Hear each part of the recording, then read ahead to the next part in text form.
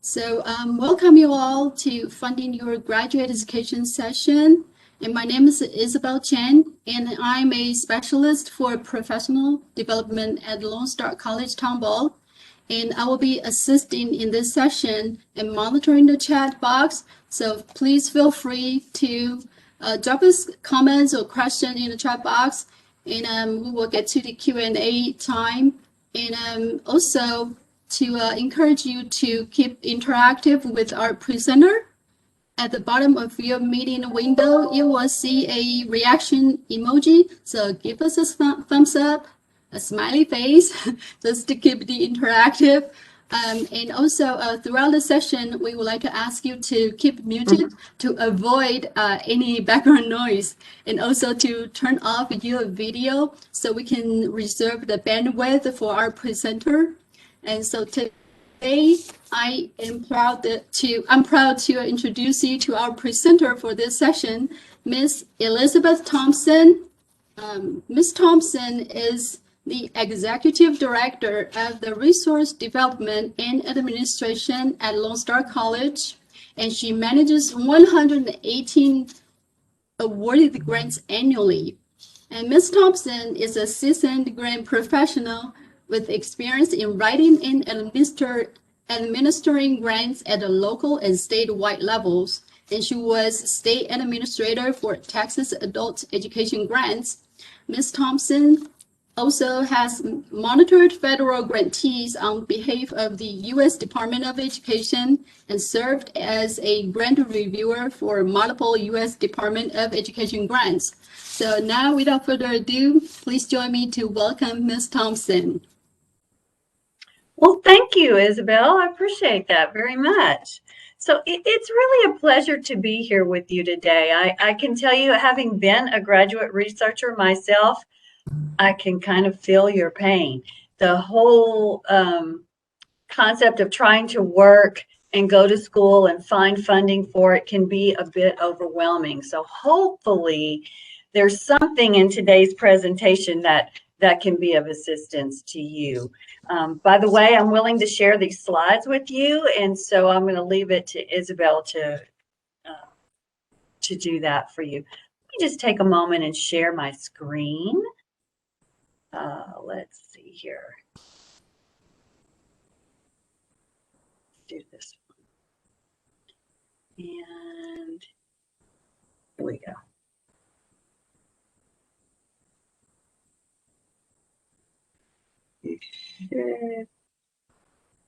Come on. There we go. Nope. I have to select a different screen. So I've just gotten 3 screens instead of 2. I'm still figuring that out. Okay. How's that? That's great. Someone confirm that you see the screens? Okay, great. Yes. Appreciate it very much. All right. Let me move back through to the beginning of the presentation. You can tell I was running through it this morning. All right. So there's my email address. I am within Lone Star College. So if you ever would like to reach out to me for any reason, please feel free to do that. Today's presentation will be in 3 segments. First, I'd like to touch on the grant processes within IHEs and institutions of higher education. The second segment will be a little bit about institutional review boards. And the third is maybe the segment that interests you most, because that will be about searching for research, for funding for your research. So let's move forward. Here we go. Grant processes within institutions of higher education. So all institutions of higher education have some general grant processes. They all have procedures for developing a grant proposal, whether or not it's with a particular campus or your whole system. And by the way, this is, I put this slide in here to just outline general processes, because I do know that this conference was open to people outside of Lone Star College. So for the purposes of this presentation, I will use Lone Star College as an example. And please know that if you're from an entity other than Lone Star, you can adapt this. There's probably some analogies in your institution. So almost all institutions will have some sort of procedure or process for developing grant proposals. You need to be aware of assigning authority. Someone will be designated as the one who has permission to sign any sort of grant documents on behalf of the institution. There could well be an approval chain that leads up to that signature. There will be some sort of procedure for submitting an approved grant proposal. So once you've obtained your signature on the proposal, there will be some sort of process for officially submitting it. Once a grant is awarded, then there will be a need to, most oftentimes there is a need to execute a contract for that grant. Once the contract is executed, then you move directly into implementation. This is the point where you would implement the program that you designed and that the funder approved. When you're doing that, your goal is to remain compliant. And so you may need to seek resources on your entity to help you retain compliance in your grant. And there will be some sort of reporting responsibilities. Now,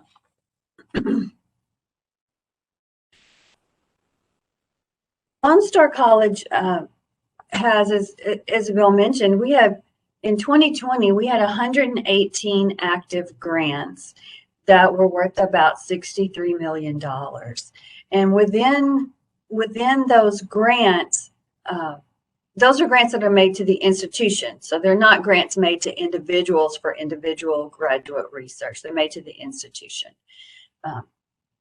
There are cases where particular grants may have fellowship, aspects to them. So I just wanted to introduce you to grants as a whole, because they may come in handy to you. So our process at Lone Star is based on Lone Star policy, most notably 3.A.2. And I share with you this with you in the event that your research might be included in any sort of a grant project. So Lone Star, the chancellor, is the only one that's authorized to sign grant documents on behalf of the college. That's really interesting because presidents can sign other sorts of documents, but for grants, it doesn't matter if it's a grant for $5,000 or $5 million. The chancellor is the designated authority. All proposals require written approval by your reporting chain.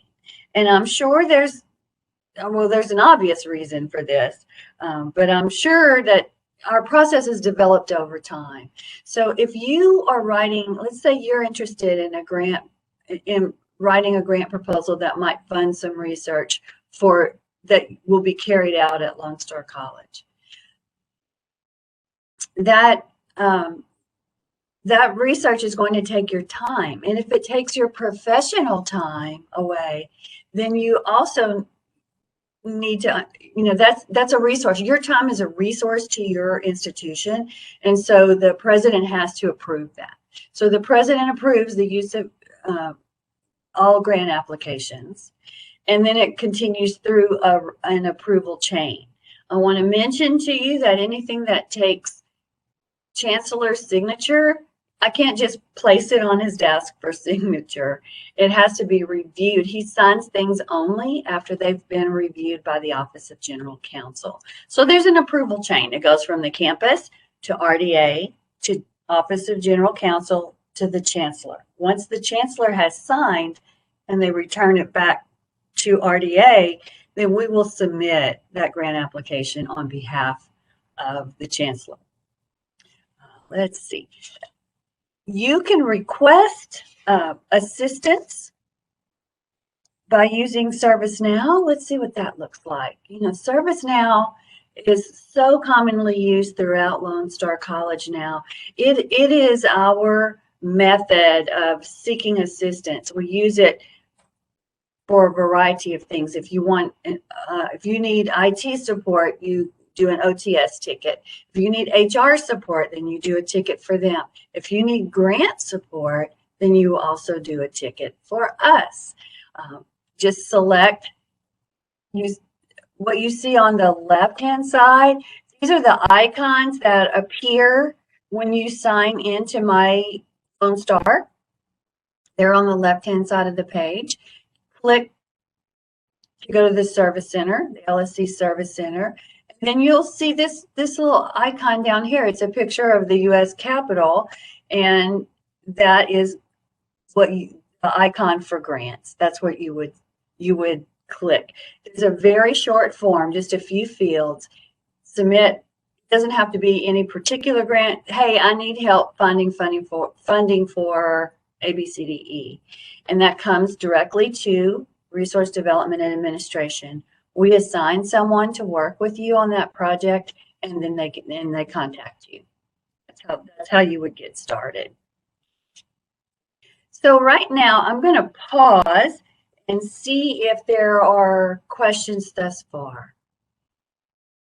Isabel, can you see anything coming in? No, we do not have any questions. Okay. All right.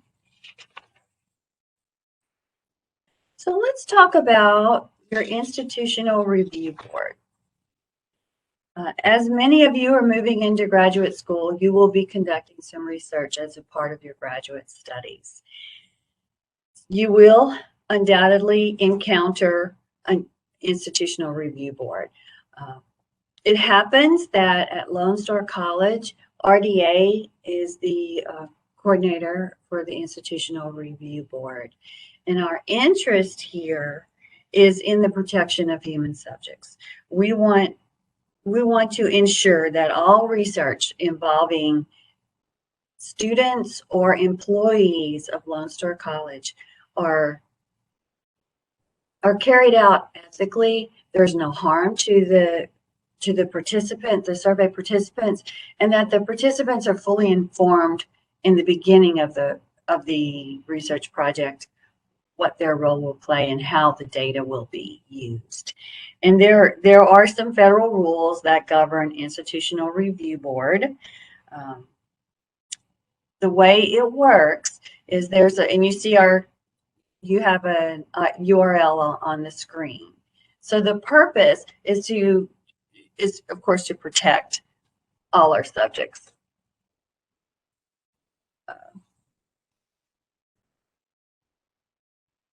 So what you would do is visit our website, and there are forms and instructions on the website.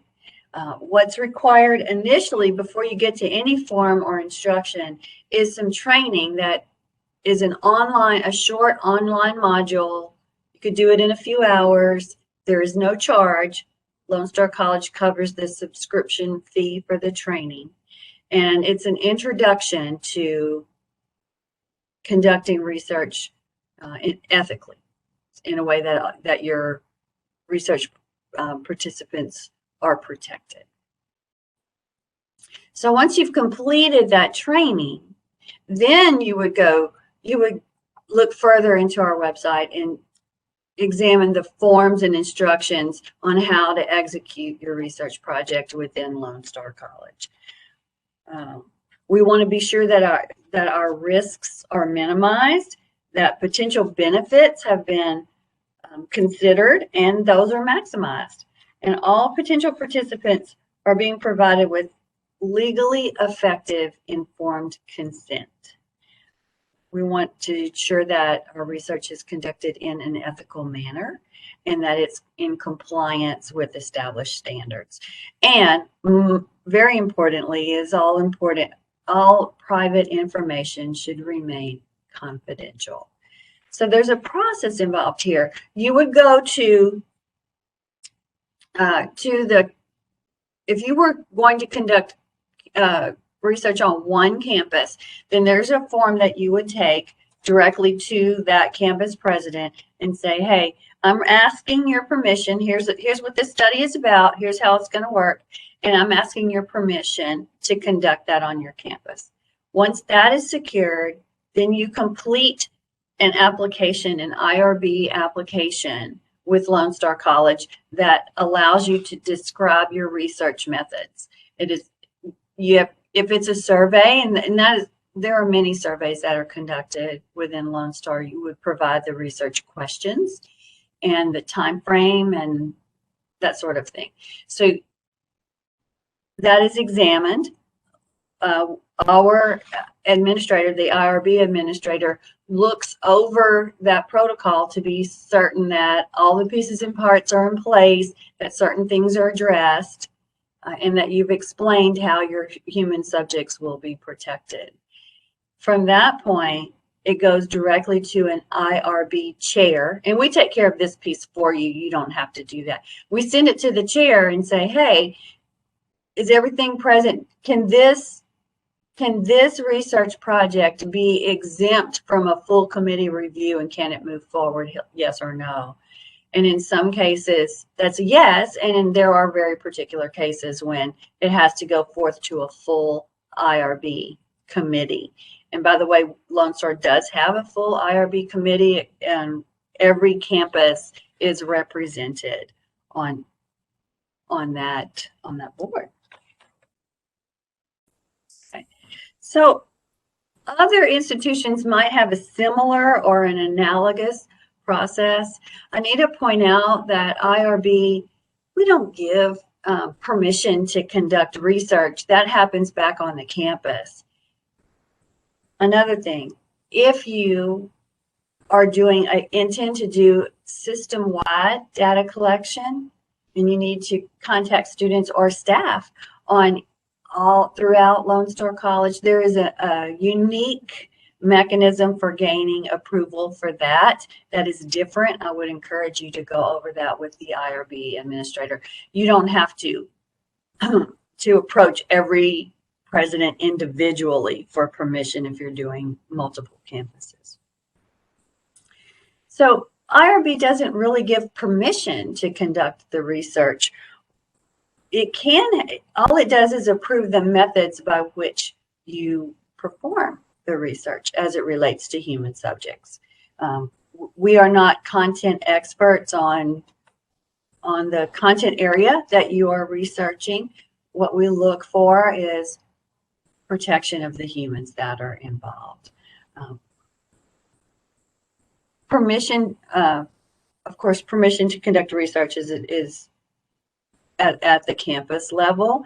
But what IRB does is they can accept or reject the research methods, or they can recommend changes to it. So it might be that if certain things need to be addressed or adjusted a little bit in the research methodology, then you would hear from the IRB administrator and make requests. And we have cases where adjustments are made. It goes back and forth for a little bit before it's prepared and ready for us to send forward to our IRB chair.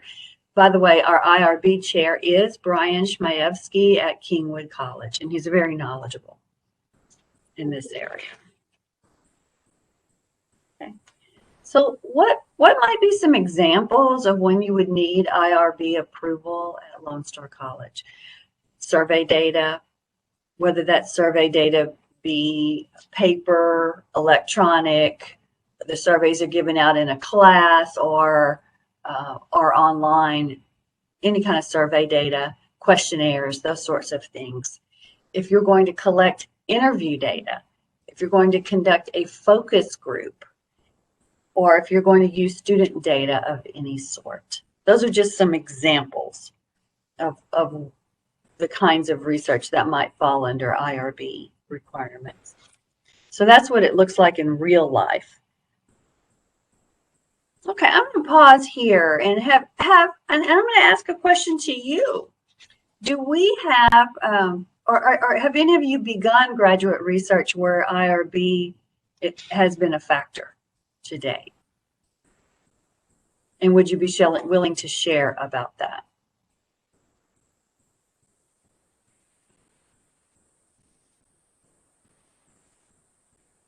Isabel, I cannot, because I have my presentation up, I cannot see the chat, so I'm going to have to ask for help with that one.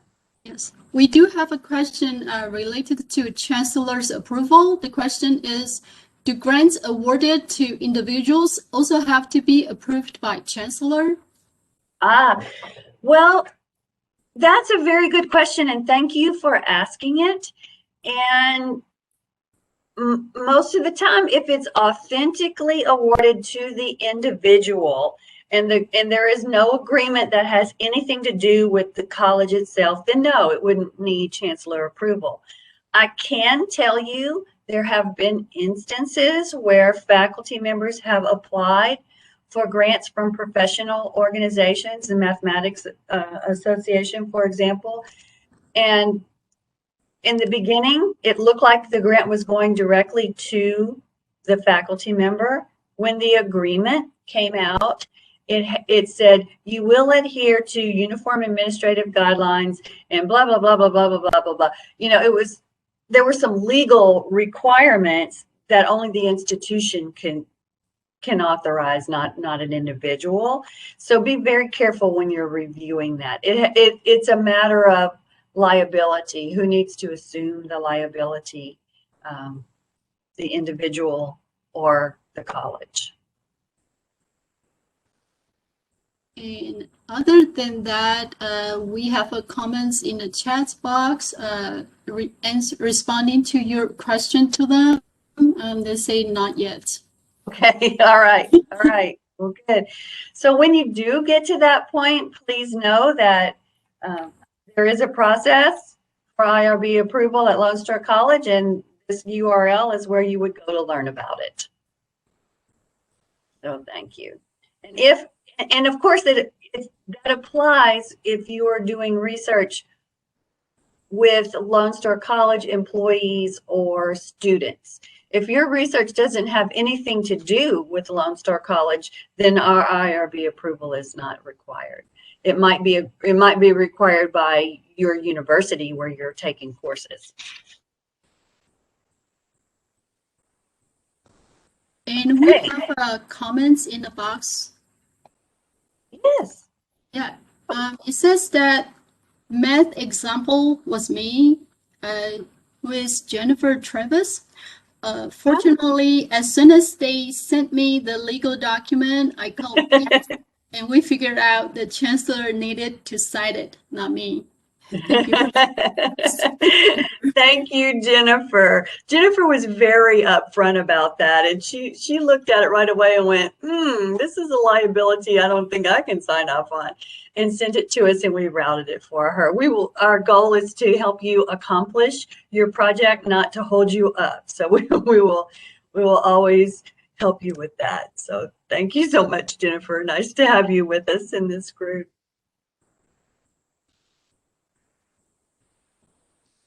Okay, well, this next portion might be the reason why you joined the session in the first place. Let's discuss some funding options for your graduate or postgraduate research. The options that I am about to share with you are for individuals. That means that the applications would not go through RDA. Once funded, however, the IRB, of course, is housed with RDA, and we just had that discussion. Okay, let's talk about where we could find research funding. Now, I don't claim to be an expert on research funding. There are a million websites out there. I can tell you in my research for this presentation, I weeded out a number of options that I will not present to you today. For instance, if I went to a website that like scholarships.com, I'm just going to pick on them. All it did was lead me to a list of, it was like a search engine. It just led me to a list of other stuff. It couldn't be refined. It was it would have led me down the rabbit hole. And I feel like if I feel that way, I wasn't going to lead you down the rabbit hole. So maybe some of you will be more familiar with that and know how to make that work for you. The point is, I tried to get you things that lead to actual opportunities, and know that there is far more out there than you will see here today. It's a matter of how much time can you spend to find some funding. So there are some. I tried to group into areas of where to find research funding. First, we'll talk about associations for minority or ethnic groups. Then we'll cover professional associations and entities. There's a research organizations, government entities, universities and professors, and then there are some Metasearch sites. So let's get started. Okay.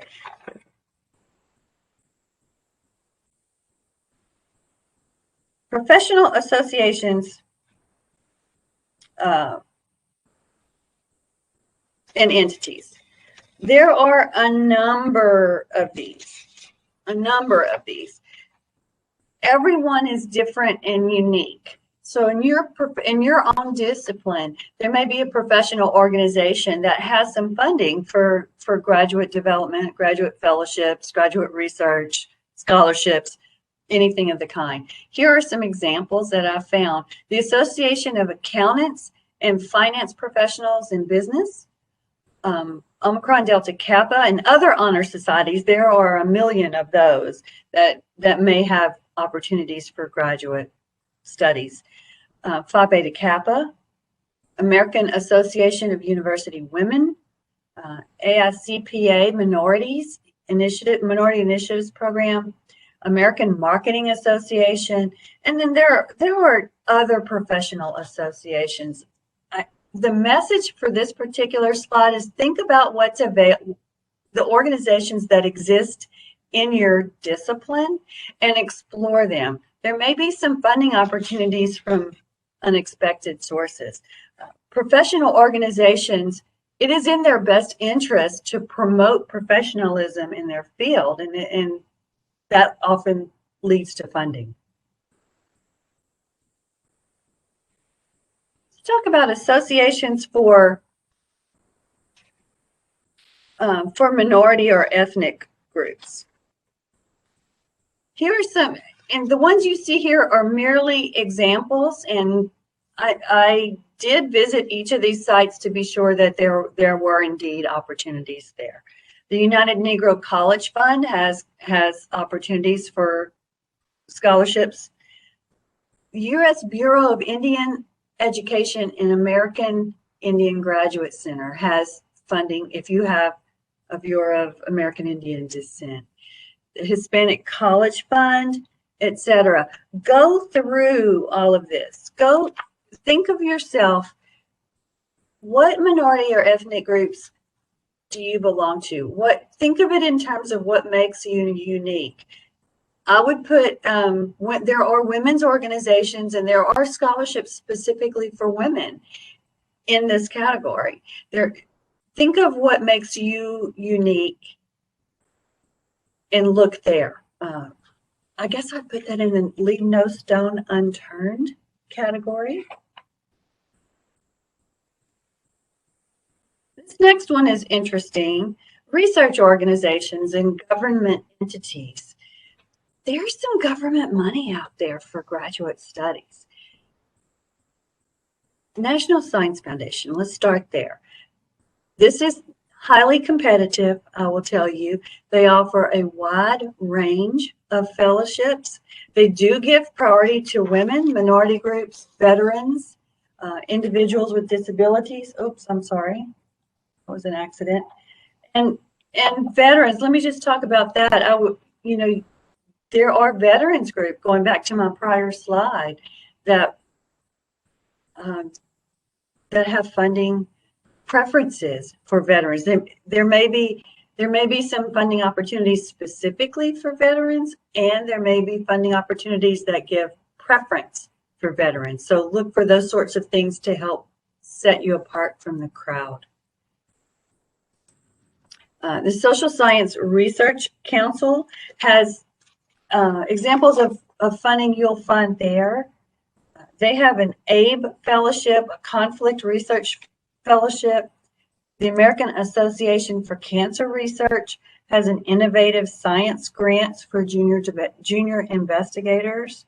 And there might be other associations like this who fund their topics of interest. Again, look for unique characteristics that apply to you.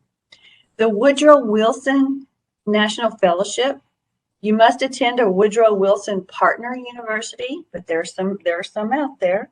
And in the past year has done nothing but accelerate online instruction. So it might be that we are now enrolling in colleges and universities for our graduate studies that are farther away than we would have in the past because we can do it online. And that wasn't necessarily a feasible option in years past. There, and I believe they do offer fellowships also for doctoral dissertations. Government. So let's talk about government for a moment. The U.S. Air Force, they have an Office of Scientific Research.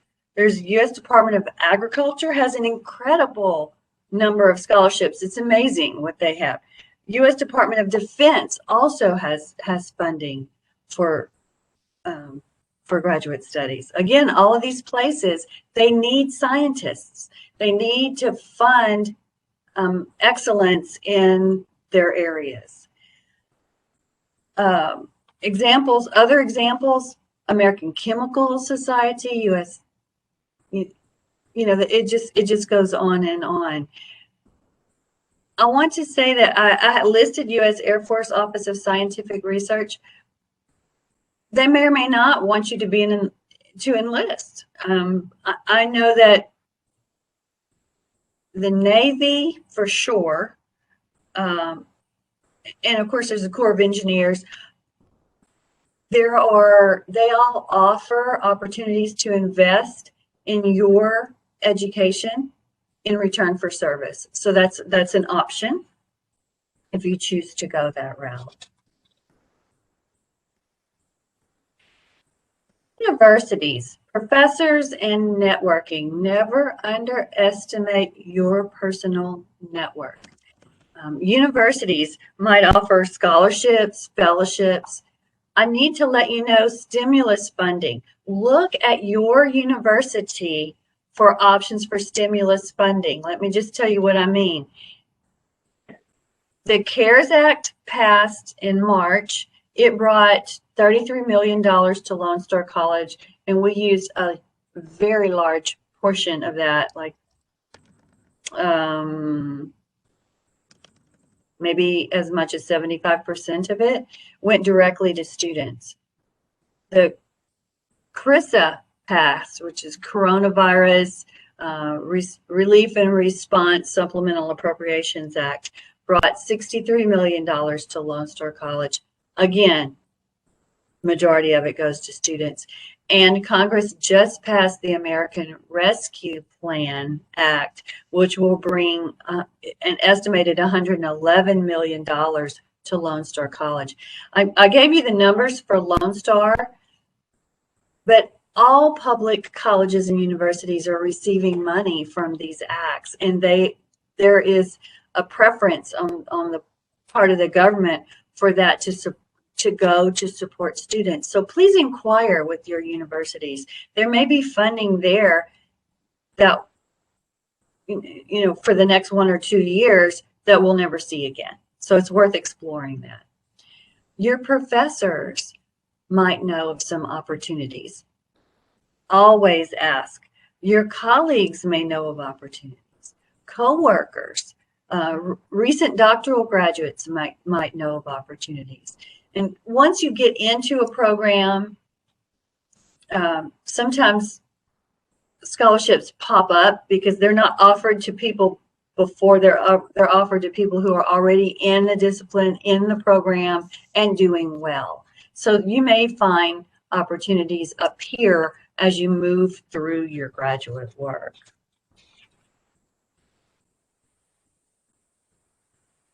I want to pause here to talk about Metasearch Sites.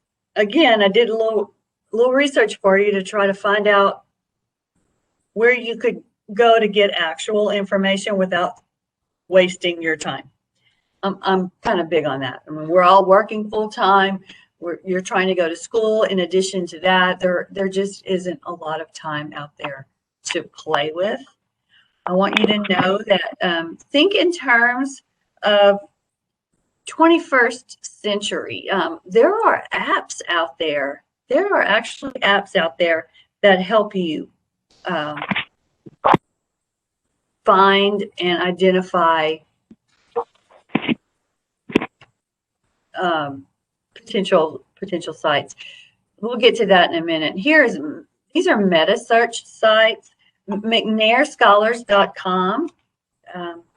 That's a U.S. Department of Education TRIO sponsored program. GoGrad.com is for arts and humanities, business, diversity, life, and health sciences. FastWeb will lead you to opportunities with the National Institutes of Health, APHL, doctoral, postdoctoral research. You might be placed in a CDC lab, which would be very interesting of late. The PhDproject.org helps African Americans, Hispanic Americans, Native Americans attain their business PhD and become the business professors who will mentor the next generation of leaders. That's really cool. They're not a granting organization, but they will connect you with other opportunities. And let's get back to what I was talking about earlier. MyShali.com is an actual mobile app that helps you find graduate school opportunities, graduate school scholarships. There's Scholarship America, and by the way, Scholarship America did donate about $25,000 to Lone Star College right after Hurricane Harvey for our students, and that was scholarship money. That's a nonprofit, private scholarship organization. There are other options. BigFutureCollegeBoard.org, database created by College Board.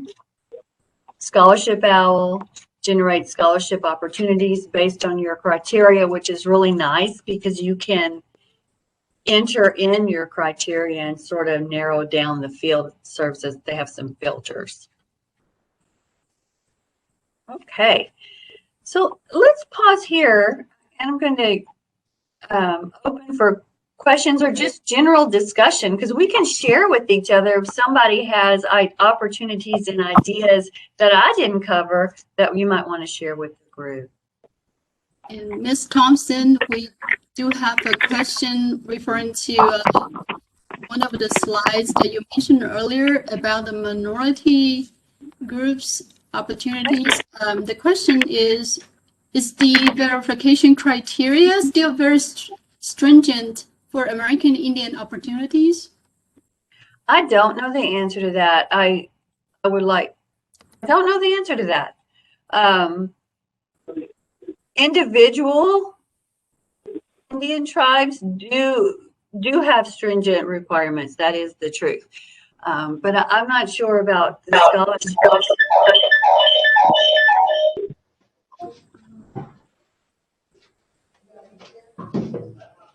We would like to ask everybody to mute yourself so we don't get the background noise, if you could. Thank you. Okay.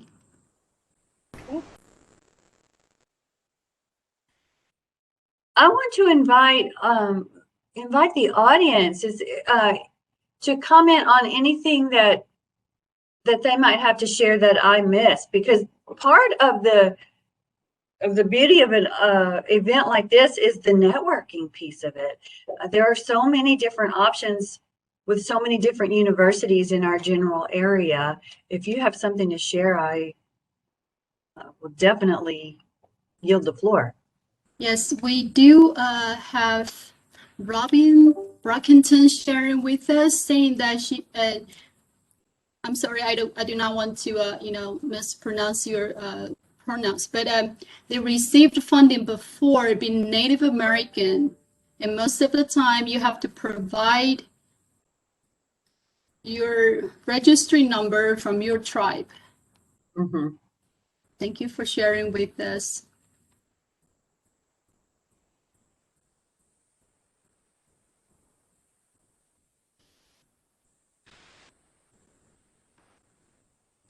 Okay. Do we have other comments or questions, or can I help you in any other way?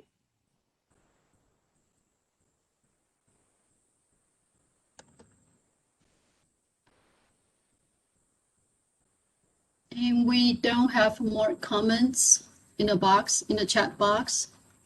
Okay. Let's see. Has Lone Star allowed its facilities, such as a lab, to allow research to be conducted?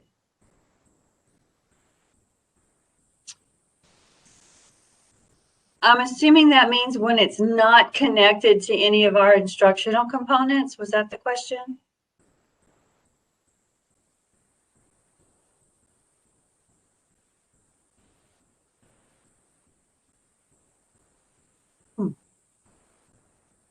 Oh, okay. Or as part of instruction, I want to say that is a yes. As independent of any instruction going by, I don't know the answer to that. I will need to check with our institutional review board administrator, and I can shoot that message out back through Isabel, if that's okay with you.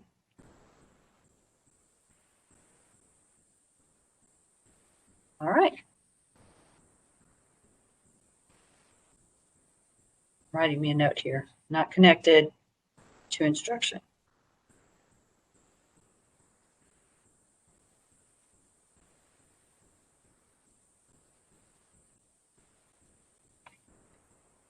All right. Well, good. Let me stop sharing here. We'll go back to just the people.